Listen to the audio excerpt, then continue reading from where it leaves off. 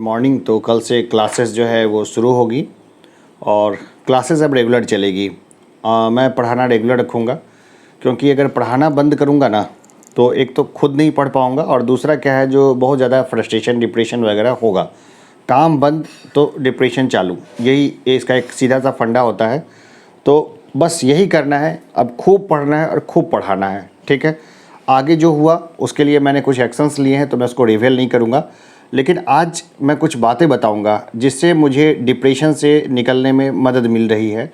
अभी मैं पूरी तरह से निकला नहीं हूँ, लेकिन मैं निकल जाऊँगा, ठीक है ना। इतने दिन का एक्सपीरियंस है भाई, हमने इतने सारी तकलीफ़ें को झेली है। टीनेज में गर्लफ्रेंड का ब्रेकअप झेला है, कॉलेज में एक और ब्रेकअप झेला है, और वो सब ब्रेकअप भी काफ़ी चुभता था। इसके अलावा कई सारे अनसक्सेस, कई सारे फेल्योर्स को देखा है मैंने। ये पहली बार थोड़ी फेल हुआ हूँ मैं, कोई फर्स्ट टाइम नहीं है, नहीं आखिरी बार फेल हुआ हूँ। आगे फिर कई जीत कई हार बाकी है, तो आगे जीत हार चलती रहेगी। बस इस बार तकलीफ़ थोड़ी ज़्यादा हो रही है, क्योंकि मैंने उम्मीदें काफ़ी पाल ली थी। तो अभी मैं संपादक की कलम से मैं बताऊंगा। ये लिखा हुआ है विकास दिव्य कीर्ति जी द्वारा। उनके क्लासेस को भी मैं कई बार फॉलो करता हूँ, बहुत अच्छी क्लासेस होती है, मैं देखता हूँ। उनको बहुत नॉलेज है और पूरी रिसर्च के साथ आते हैं। वैसे मैं इंग्लिश मीडियम का रहा हूँ स्टूडेंट, और मैंने इंग्लिश मीडियम से ही सारे एग्ज़ाम्स दिए थे, लेकिन अब उनके कारण मैं हिंदी की तरफ थोड़ा ज़्यादा शिफ्ट हुआ। तो उनका आर्टिकल्स है, क्योंकि ठोकरें हमें बेहतर इंसान बनाती है। हम सब चाहते हैं कि हमें जीवन के हर संघर्ष में सफलता हासिल हो। हम जो भी सपना देखें वह एक झटके में पूरा हो जाए। हमारे पास दुनिया को अपने कदमों में झुका सकने वाली ताकत हो, बेशुमार दौलत और ऊंची सामाजिक हैसियत हो। सच तो यह है कि हमारी भूख इससे भी ज़्यादा है। हम चाहते हैं कि हम जीवन के किसी भी युद्ध में पराजित न हों और हमें चुनौती देने वाला हर व्यक्ति हमसे हार जाए। गौर से देखें तो जीतने की इस भूख के फ़ायदे भी हैं और नुकसान भी। हालांकि लोगों का ध्यान प्रायः इसके फ़ायदों पर ही जाता है। यही कारण है कि हमारे माँ बाप और अध्यापक बचपन से ही हमारे भीतर यह भूख भर देना चाहते हैं, क्योंकि उन्हें लगता है कि इसी किलर इंस्टिंक्ट की बदौलत व्यक्ति सफलता के चरम स्तर को छू पाता है। इसलिए वे बच्चों को सिकंदर, नेपोलियन और पृथ्वीराज चौहान की झूठी सच्ची कहानियाँ सुनाते हैं। वे बच्चों को बचपन से ही अव्वल स्थान पर पहुंचने और बने रहने का संस्कार देते हैं। तो बहुत सारी कहानियां हैं जो विजेताओं के बारे में है, जिसकी सत्यता संदिग्ध है। यानी कि ऐसा नहीं है कि उन्होंने सिर्फ जीत को ही देखा है, बहुतों ने हार को भी देखा है।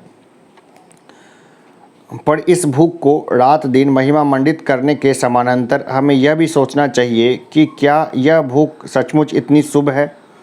भूलना नहीं चाहिए कि जीतना एक तुलनात्मक स्थिति या रिलेटिव पोजीशन है। कोई जीतेगा कहने में ही निहित है कि कोई हारेगा भी।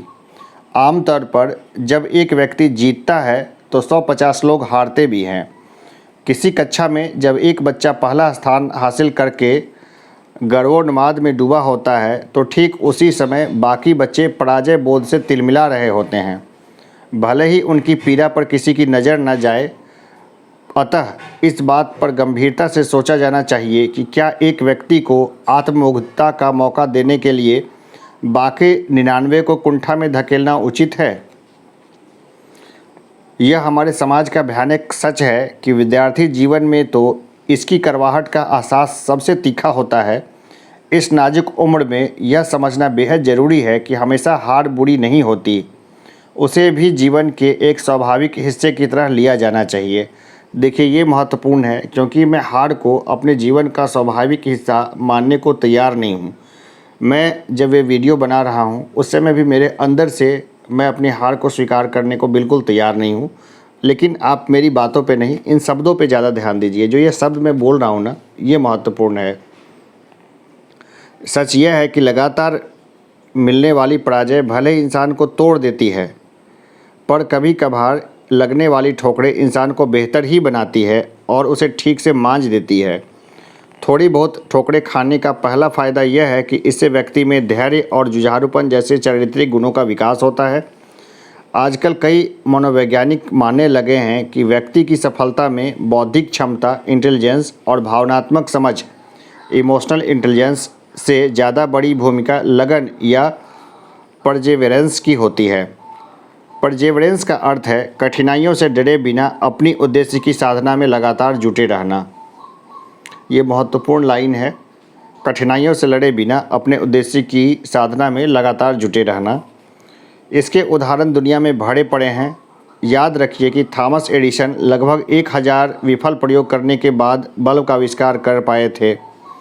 आइंस्टीन को तो मंदबुद्धि बालक बताकर स्कूल से ही निकाल दिया गया। इन सब की ताकत यही थी कि विफलता के इन क्रूर क्षणों में भी ये टूटे नहीं, बल्कि अपनी जिद पर अड़े रहे। आज तो यह कल्पना करने से ही कपकपी छूटती है कि हर विफलता के बाद इन महापुरुषों ने अपना आत्मविश्वास कैसे बनाए रखा होगा। देखिए, ये भी महत्वपूर्ण है कि कई सारी असफलताओं के बाद मेरा आत्मविश्वास भी काफ़ी डिग गया है। मैं भी काफ़ी परेशान हो चला हूँ अंदर से। लेकिन इन शब्दों को देखें तो यह कल्पना करने से ही कपकपी छूटती है कि हर विफलता के बाद इन महापुरुषों ने अपना आत्मविश्वास कैसे बनाए रखा होगा। विफल होने का दूसरा फ़ायदा यह है कि व्यक्ति के पैर ज़मीन पर टिके रहते हैं। उसके मन में यह एहसास बना रहता है कि वह दुनिया का मालिक नहीं है, बल्कि समाज में और भी लोग हैं जिन्हें ईश्वर या प्रकृति ने योग्यता बख्शी है। यह एहसास व्यक्ति को सफलता के चरम स्तर पर भी घमंडी नहीं बनने देता, उसे विनम्र और संवेदनशील बनाए रखता है। हार का तीसरा फ़ायदा यह है कि व्यक्ति दुनिया को ठीक से पहचानने की योग्यता विकसित कर लेता है। वह देख पाता है कि दोस्ती का दावा ठोकने वाले कई लोग संकट की घड़ी में तुरंत किनारा कर लेते हैं, जबकि कुछ लोग अप्रिय या अजनबी होने के बाद भी संकट में हाथ थाम लेते हैं।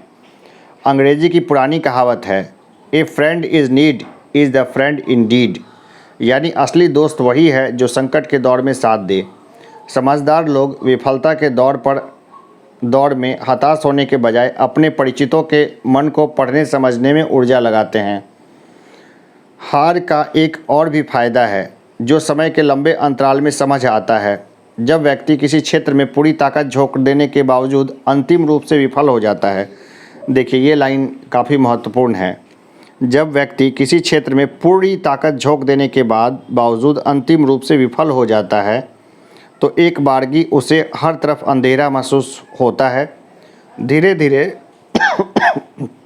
माफ़ कीजिएगा, धीरे धीरे किसी नए क्षेत्र में कदम रखना पड़ता है। कई बार वह नए क्षेत्र में सफलता का ऐसा परचम लहरा देता है जो पुराने क्षेत्र में संभव ही नहीं था। देखिए, अभी तो ताज़ा है, तो मेरे लिए मुश्किल है समझना कि मैं कोई और फील्ड है उसमें परचम लहरा सकता हूँ। मुझे तो कई बार यही लगता है कि एक क्षेत्र में मैं असफल हो गया, अब मैं दूसरे तरफ कहाँ कदम बढ़ाऊँ। लेकिन आपको शब्दों पे जाना है। कई बार वह नए क्षेत्र में सफलता का ऐसा परचम लहरा देता है जो पुराने क्षेत्र में संभव ही नहीं था। बाद में वह उसी विफलता को याद करके खुश होता है जो उस समय उसे अंधेरे का एहसास करा रही थी। शायद मैं भी किसी और क्षेत्र में सफल हो जाऊं तो मैं भी इस असफलता पर हंसूं, लेकिन दूसरा फील्ड कौन सा है ये मैं समझ नहीं पा रहा हूं, क्योंकि अब समय के लंबे कैनवास पर वह देख पाता है कि इस बुलंदी पर पहुंचने के लिए वह हार कितनी ज़रूरी थी। क्या सचमुच? देखिए, वर्ड शब्द तो बहुत प्यारे हैं और मुझे काफ़ी राहत दे रहे हैं। कल्पना कीजिए कि अगर फेसबुक ने ब्रायन एक्टन को नौकरी देने से मना न किया होता तो आज हमारे पास व्हाट्सएप जैसी सुविधा भी न होती। हार के इतने फ़ायदे गिनाने का प्रयोजन न तो उसे महिमा मंडित करना है, न ही यह कहना कि हमें हारने की कामना करनी चाहिए। बात सिर्फ इतनी है कि ज़िंदगी का खेल भावना से खेलते हुए जीने की कोशिश करनी चाहिए। व्यक्ति को अपनी पराजय पूरी गरिमा से स्वीकार करते हुए सफलता की नई परिभाषा या रणनीति गढ़नी चाहिए।